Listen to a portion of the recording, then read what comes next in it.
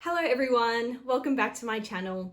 If you're new here, I'm Emma and this is Sketchy Ed, a little corner of the internet where I discuss and review all things dark, creepy and disturbing. In today's video, I'll be reviewing the dark and violent thriller, The Devil All the Time. Directed by Antonio Campos, The Devil All the Time was based on the novel of the same name written by Donald Ray Pollock. With a star-studded cast including Robert Pattinson, Tom Holland, Bill Skarsgård, Haley Bennett, and Riley Keough, just to name a few, this film is a must-watch. This story takes place post-World War II in Ohio and West Virginia. With many plot divergences throughout the film, it mainly centers around Arvin, a teenage boy living in a small country town, striving to protect the ones he loves from the sinister and corrupt characters that cross their path. Although I didn't really know much about the film before going in, it's way darker than I expected it to be. With heavy themes, frequent violence, and a high body count, The Devil All the Time definitely lives up to its name. There's a recurring theme of abuse of power. This is explored in a mostly religious sense, where we have these men with these distorted views who exploit their authority for their own selfish and wicked deeds. Their victims lulled into a false sense of security due to their own unwavering faith. In addition to this, it also touches on the theme of how trauma is passed throughout generations, how the next generation is doomed to repeat the cycle. Like I said, this is dark. You're not going to walk out of this movie feeling uplifted in any sense. I'm going to start off this by saying that this isn't a perfect movie, but damn, it's good. I really enjoyed this movie. So much so that I watched it twice in one weekend. Now that's a big commitment for a movie with a 2-hour, 18-minute runtime. A major highlight of this film is the amazing performances by the entire cast. Tom Holland and Robert Pattinson in particular were a standout and were absolutely amazing.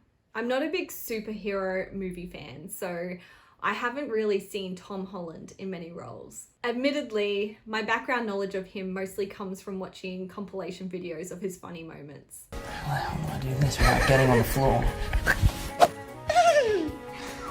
What the?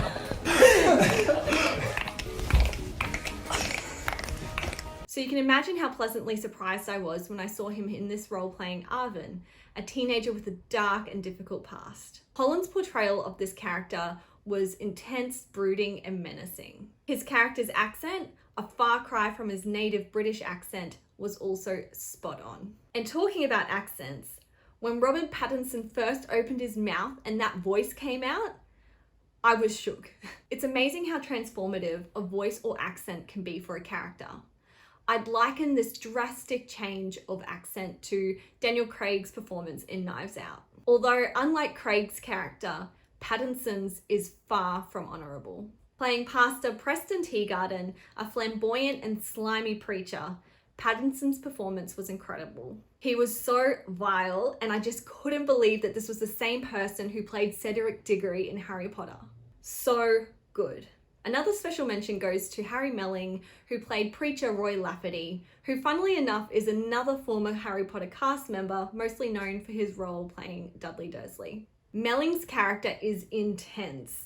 His energy is chaotic and unpredictable. There's a scene with his character that involves spiders and it turns out that they were actually real. Melling was obviously really committed to his role and it definitely paid off. He was fantastic in such a dark way. I could keep rattling on and on about all the fantastic performances, but to save time, I'll just say that everyone played their part and everyone played their part incredibly well. The cinematography is textured and weathered and gives it an aged feel.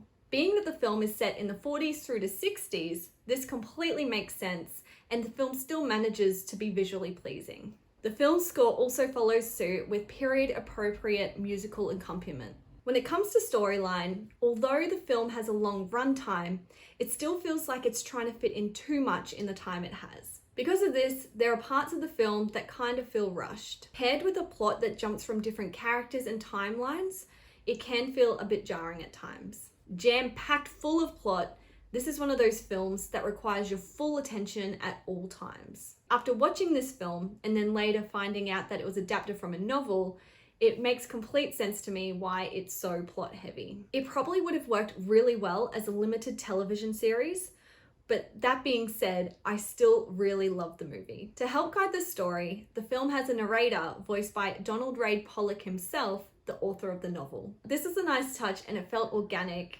It definitely helped to fill in some of those time gaps. So now it's time for my final overview and score. The Devil All the Time is an intense film tackling heavy themes around abuse of authority, especially in a religious setting. Backed by brilliant performances by an extremely talented cast, it's so engaging that it hardly feels like a 2.25 hour film. Just like the name suggests, this is a dark film full of evil and corrupt characters who commit a whole matter of sins. It's also incredibly violent, but never feels overdone. It successfully tells a strangely poetic story in an interesting way, and I thoroughly enjoyed it. I give this a score of 8 out of 10. I really enjoyed this movie and I think it's definitely worth a watch. If you haven't seen it yet, it's currently streaming on Netflix, so check it out. I'd be really interested to see if the movie holds up to the book and if fans of the novel thought that the movie gave it justice. If you've read the book, let me know in the comments what you thought about the movie. If you like this review, give it a thumbs up. And if you enjoy this kind of content, don't forget to subscribe. Anyway, thanks so much for watching. I'll see you guys next time. Bye.